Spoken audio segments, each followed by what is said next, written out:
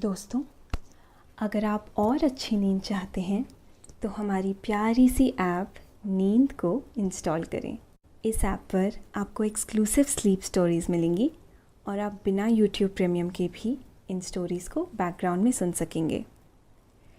Install करने के लिए आप हमारी वेबसाइट neend.app पर ज़रूर आइए और अच्छी कहानियाँ, स्लीप म्यूज़िक, कुछ टिप्स सुनने के लिए इस चैनल को सब्सक्राइब कीजिए। नमस्कार, मैं हूँ रिचा। आज सुनिए छत्तीसगढ़ की लोक कथा। एक राजा था। उसके यहाँ 2 रानियां थीं। दोनों की कोई संतान नहीं थी। एक दिन एक महात्मा महल में पधारे। अपनी सुंदरता के घमंड में चूर छोटी रानी ने उन्हें भोजन कराने से मना कर दिया, जबकि बड़ी रानी ने बहुत स्नेह से उन्हें खाना खिलाया। जब महात्मा जाने लगे तो उन्होंने बड़ी रानी को आशीर्वाद दिया। कुछ दिनों बाद बड़ी रानी के यहाँ जुड़वा बच्चे पैदा हुए। छोटी रानी ने दोनों बच्चों को दाई से चुरवा लिया और फिर वो बच्चे जंगल में छोड़ दिए गए। वहां वो चंपा और बांस बन गए। फिर क्या ट्विस्ट आता है इस कहानी में, ये हम आपको आगे सुनाएंगे। लेकिन पहले आप अपने आसपास की सारी लाइट्स ऑफ करके आराम से लेट जाएं। अपनी आंखें धीरे से बंद कर लीजिए। अब थोड़ा सा अपने शरीर को आराम दीजिए। थोड़ा और आराम। अपने शरीर को बिल्कुल ढीला छोड़ दीजिए।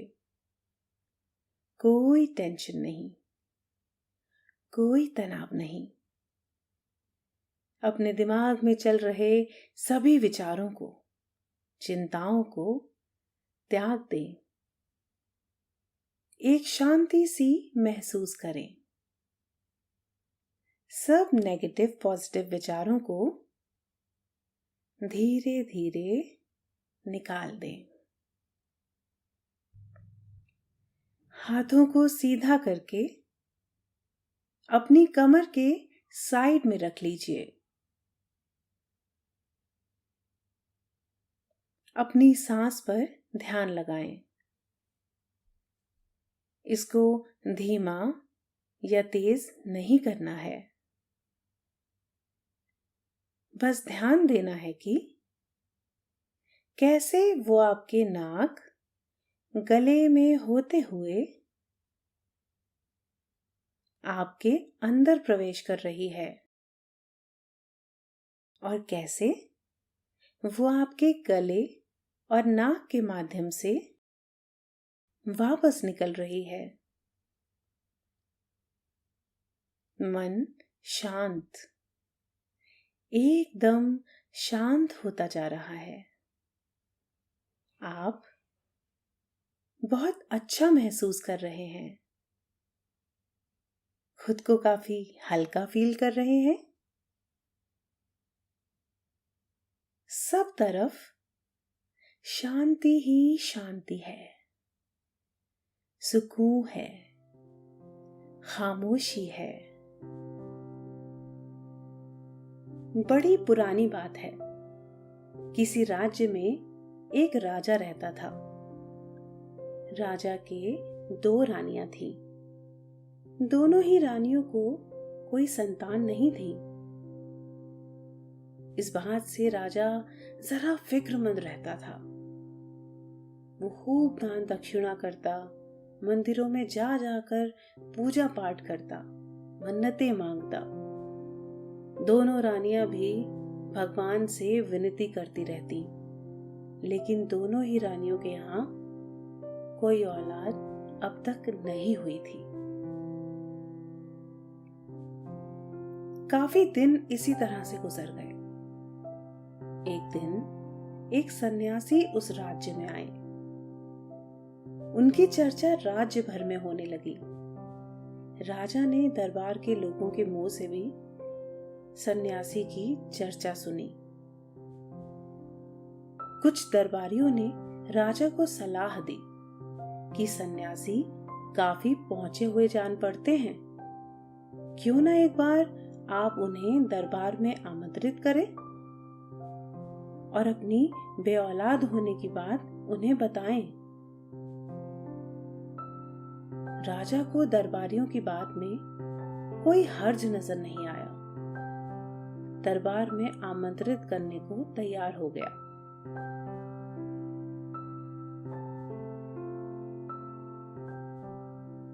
अगले ही दिन कुछ दरबारी सन्यासी से मिले और उन्हें राजा की विनती कह सुनाई। सन्यासी राजा से मिलने को तैयार हो गए। कुछ देर बाद ही सन्यासी दरबारियों के साथ महल में पहुंच गए। राजा ने दोनों रानियों से सन्यासी के दरबार में आने के बारे में बताया। साथ ही ताकीद की कि दोनों ही रानियां सन्यासी के आदर सत्कार में कोई कमी न करें।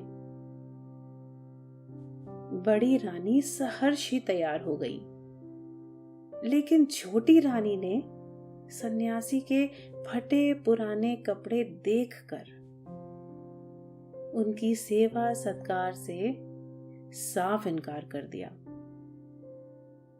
राजा ने समझाया भी, लेकिन छोटी रानी ने उनकी बात को भी टाल दिया। छोटी रानी को अपने ऐश्वर्य और रूप पर बहुत गुरूर था। इसके उलट बड़ी रानी ने सन्यासी को अपने हाथों से भोजन परोसा। जब तक सन्यासी भोजन करते रहे, बड़ी रानी वहां से हटी नहीं। सन्यासी कुछ दिनों तक महल में मेहमान रहे। उसके बाद उन्होंने राजा से विदा मांगी।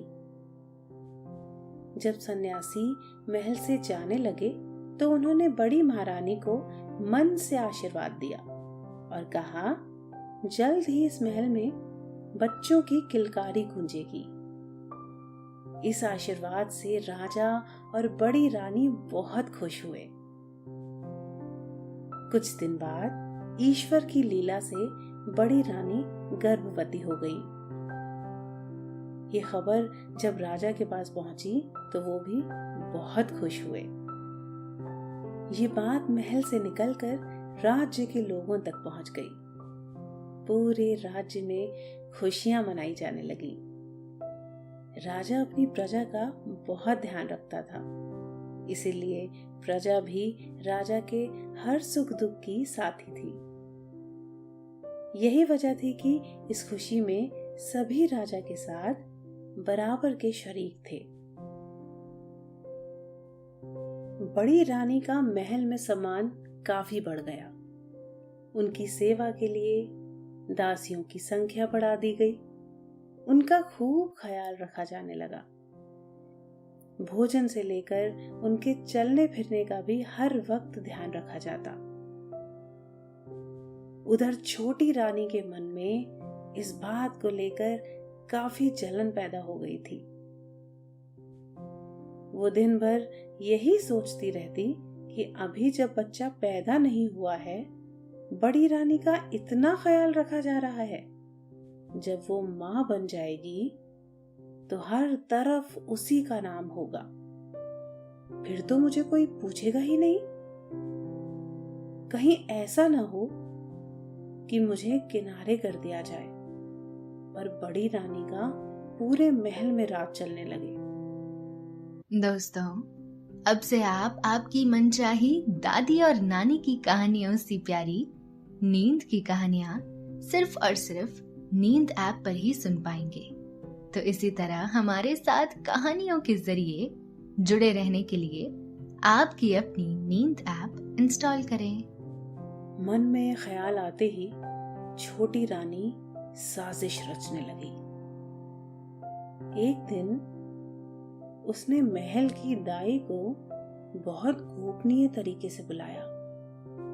जब वो आई तो उसे अपने सोने के कमरे में ले गई और उसके कान में काफी देर फुसुर फुसुर करती रही। दाई उसके साथ साजिश में शामिल होने को तैयार हो गई थी। जब वो जाने लगी तो छोटी रानी ने उसे खूब धन और गहने दिए। वो ये सब लेकर चुपचाप रवाना हो गई।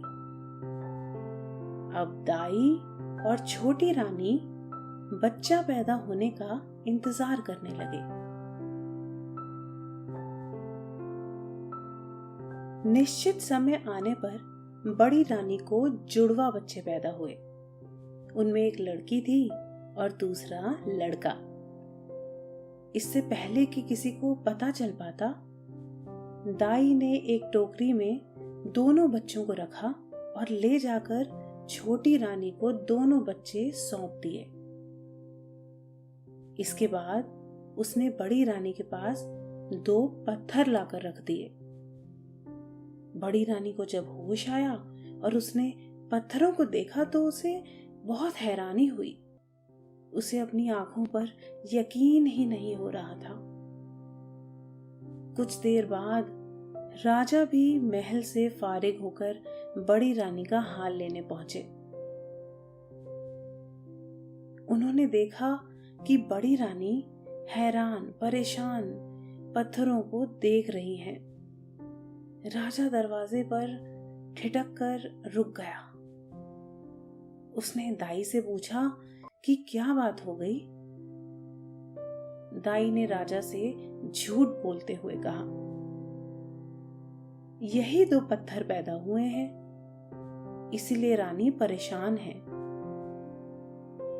राजा ये बात सुनकर बहुत निराश हुआ और वहां से चला गया। पूरे महल में ये बात फैल गई कि रानी को 2 पत्थर पैदा हुए हैं। उधर छोटी रानी ने अपने 2 वफादार सिपाहियों को बुलाकर बच्चों की टोकरी उन्हें देते हुए कहा, इन बच्चों को दूर ले जाकर दफना दो। दोनों सिपाही बच्चों को लेकर जंगल चले गए। वहां उन्होंने टोकरी का ढक्कन हटाकर बच्चों को देखा। बच्चे बहुत सुंदर, मासूम और बहुत ही प्यारे थे। उन्हें बच्चों पर दया आ गई। उन्होंने तय किया कि बच्चों को दफनाएंगे नहीं, बल्कि उन्हें यहीं जंगल में छोड़ देंगे। ईश्वर खुद अपने बच्चों की रक्षा करेंगे और उनका लालन पालन करेंगे।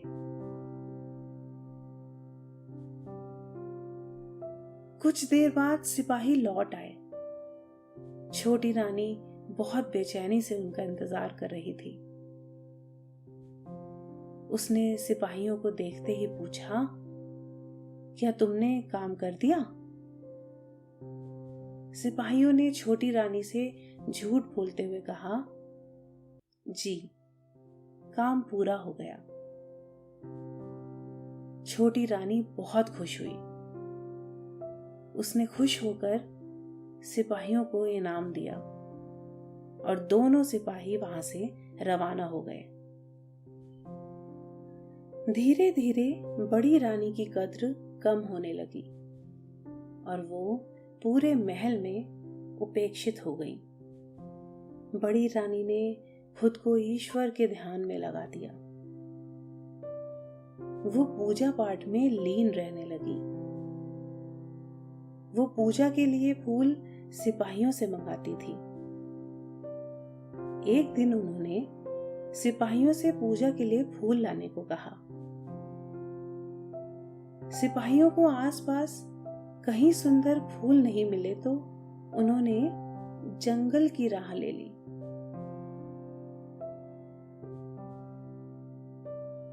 एक जगह पहुंचकर सिपाहियों ने देखा कि बहुत खूबसूरत चंपा के फूल लगे हुए हैं। कुछ दूरी पर बांस का पेड़ लगा हुआ था। सिपाही जैसे ही चंपा के फूल तोड़ने के लिए आगे बढ़े, तभी चंपा के पेड़ ने कहा, भैया बांस, क्या हुआ मेरी प्यारी बहन? चंपा ने कहा, राजा के सिपाही फूल तोड़ने के लिए आए हैं। बांस ने चंपा से कहा, लग जा बहिनी आकाश। जैसे ही ये बात बांस ने चंपा से कही, चंपा का पेड़ तेजी से आसमान की तरफ बढ़ने लगा। कुछ ही देर में चंपा का पेड़ बहुत ऊंचा हो गया और उसके फूल सिपाहियों की पकड़ से बाहर हो गए। सिपाही चौंक कर चंपा के पेड़ को देखने लगे। भागे भागे सैनिक सेनापति के पास पहुंचे और उसे सारी बात कह सुनाई। पूरी बात सुनकर सेनापति को भरोसा ही नहीं हुआ। सेनापति ने तनिक नाराजगी दिखाते हुए कहा, क्या बकवास कर रहे हो? रात भर सोए नहीं हो क्या ठीक से? सेनापति की घुड़की सुनकर सिपाहियों ने कहा, अगर आपको हमारी बात पर यकीन नहीं होता है तो चलकर खुद अपनी आंखों से देख लीजिए। सेनापति को सिपाहियों की बात वाजिब जान पड़ी। उसने उनके हमराज जंगल की राह ली। जब वो जंगल में चंपा के फूलों के पास पहुंचे तो चंपा ने बांस से फिर कहा, सेनापति फूल तोड़ने के लिए आए हैं। बांस ने चंपा से कहा, लग जा बहिनी आकाश। इसके साथ ही चंपा का पौधा तेजी से आसमान की तरफ और ऊंचा हो गया। सेनापति ने ये हाल अपनी आंखों से देखा तो घबरा गए और भागे हुए मंत्री के पास पहुंचे और उनसे सारी बात कह सुनाई। पूरी रुदात सुनकर महामंत्री को भी यकीन नहीं हुआ। नतीजे में वो भी जंगल की तरफ चल पड़े चंपा का पेड़ देखने के लिए। चंपा का पेड़ जंगल में दूर से ही दिखाई दे रहा था। महामंत्री को अपनी आंखों पर यकीन ही नहीं हुआ। उन्होंने इतना ऊंचा चंपा का पेड़ पहले कभी नहीं देखा था। उधर चंपा ने भी महामंत्री को दूर से आते हुए देख लिया था। उसने बांस से कहा, राजा के महामंत्री फूल तोड़ने के लिए आए हैं। बांस ने चंपा से कहा, लग जा बहिनी आकाश। तब तक महामंत्री पेड़ तक पहुंच गए थे। उनकी आंखों के सामने ही चंपा का पेड़ और ऊंचा हो गया। महामंत्री को अपनी आंखों पर यकीन ही ना होता था। लेकिन जो कुछ उन्होंने अपनी आंखों से देखा था वो सच था। वो घोड़े पर सवार हुए और सीधे भागे हुए राजा के पास पहुंचे। राजा ने उनकी घबराई हुई सूरत देखी तो हाल पूछा। महामंत्री ने राजा को सारी कथा कह सुनाई।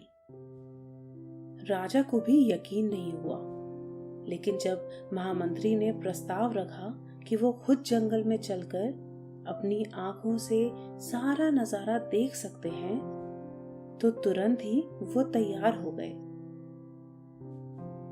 फिर उन्होंने कहा, ये दृश्य तो छोटी रानी को भी देखना चाहिए। इसके बाद राजा ने छोटी रानी को बुला भेजने के लिए एक सिपाही को महल में भेजा। कुछ देर में ही सभी तैयार होकर जंगल की तरफ चल दिए। उधर बड़ी रानी पूजा के इंतजार में बैठी थी और उन्हें अब तक फूल नहीं मिले थे। वो बड़ी ही व्याकुल हो रही थी। तभी उन्होंने राजा और छोटी रानी को महल से निकलते देखा। व्याकुल होकर बड़ी रानी भी पीछे पीछे चल पड़ी। कुछ देर बाद ही वो सभी जंगल में पहुंच गए। चंपा ने राजा और दोनों रानियों को आते देखा तो भाई बांस से कहा, सुन रे भैया बांस। बांस ने कहा, क्या हुआ मेरी प्यारी बहन? चंपा ने कहा, राजा छोटी रानी संग फूल तोड़ने के लिए आए हैं। बांस ने चंपा से कहा, लग जा बहिनी आकाश। दोस्तों, अब से आप bedtime stories, guided meditation, relaxing music, इन सब का आनंद नींद ऐप पर ही उठा सकते हैं। इसके बाद चंपा का पेड़ और ऊंचा हो गया। राजा ने दोनों की बातें सुन ली और पेड़ को भी ऊंचा होते हुए देख लिया। राजा ने विनम्रता से पूछा, तुम दोनों बहन भाई हो? तुम दोनों कैसे चंपा और बांस बन गए? ठीक उसी वक्त बड़ी रानी वहां पहुंच गई। बड़ी रानी को देखकर चंपा ने बांस से कहा, हे भैया बांस। बांस ने कहा, बोल बहन चंपा। चंपा ने कहा, माँ दुखियारी फूल तोड़ने के वास्ते आई। बांस ने कहा, लग जा बहिनी पाँव। बांस के इतना कहते ही चंपा का पेड़ बड़ी रानी के पैरों में झुक गया। इसके साथ ही बांस का पेड़ भी झुककर बड़ी रानी के पैरों को छूने लगा। इसके बाद चंपा और बांस ने राजा को सारी बात कह सुनाई। पूरी बात सुनकर राजा बहुत खुश हुआ। उसने छोटी रानी को गिरफ्तार करने का हुक्म दिया और बड़ी रानी से माफी मांगने लगे। बड़ी रानी चंपा और बांस को बड़ी आस से देख रही थी। उनकी समझ में नहीं आ रहा था कि वो दोनों इंसान कैसे बनेंगे। तभी बड़ी रानी ने भावावेश में चंपा और बांस को गले से लगा लिया। उनके गले लगते ही दोनों सुंदर युवक और युवती में तब्दील हो गए। इसके बाद राजा ने बहुत स्नेह से दोनों के सर पर हाथ फेरा और उन्हें साथ लाए। रथ में बैठाकर महल की तरफ चल दिए। जैसे ही ये खबर राज्य में फैली, लोगों ने ढोल नगाड़े बजाने शुरू कर दिए। साथ ही महल में भी खूब खुशियां मनाई जाने लगी।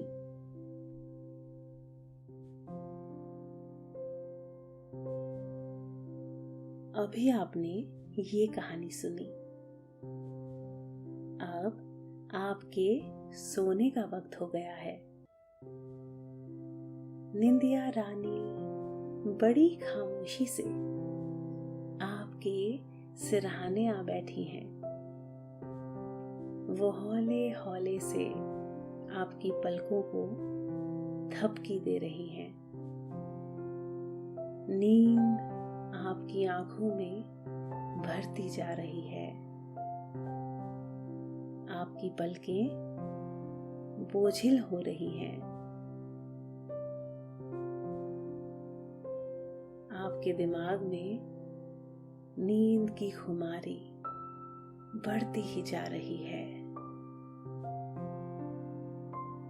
आपने अपनी दोनों आंखों को बंद कर लिया है और अब आप आहिस्ता आहिस्ता नींद की वादियों में उतरते जा रहे हैं, उतरते जा रहे हैं। शुभ रात्रि।